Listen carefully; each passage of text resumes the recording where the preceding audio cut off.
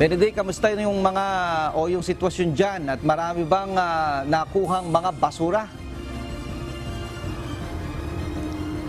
Ray, marami tayong nakitang basura na nakolekta kanina at alas 9 pa lang kanina natapos na nga yung isinagawang coastal cleanup dito sa Las Piñas, Parañaque Wetland Park. Ray, nakibahagi ngayong International Coastal Cleanup 2023 ang mga volunteer mula sa Ocean Care Initiative ng UNTV in partnership with Members Church of God International Bible Reader Society at MCGI Cares. Sa pakikipagtulungan sa Department of Environment and Natural Resources o DENR at local government units mula sa iba't ibang lugar sa bansa, masayang nakiisa ang grupo. Ray, layon ng advocacy campaign ng UNTV na Ocean Care Initiative na maisulong at mahikayat ang iba't ibang sektor sa lipunan sa pangangalaga ng karagatan at sumuporta sa mga gawain na nagpropromote ng marine environmental conservation and protection.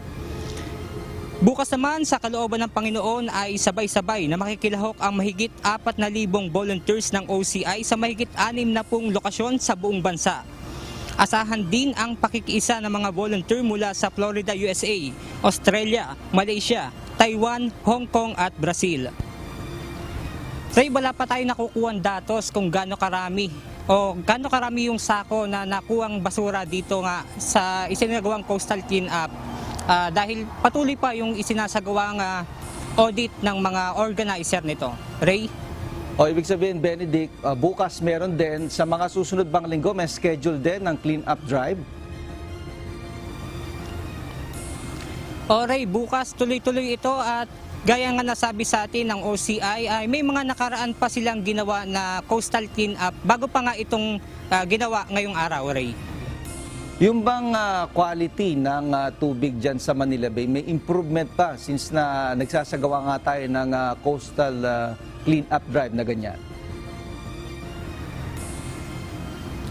Ray, sa panayam natin sa DENR kanina, nasabi nila na may improvement na hindi tulad ng mga nakaraan na talagang mataas yung level ng bakterya dito nga sa Manila Bay, Ray.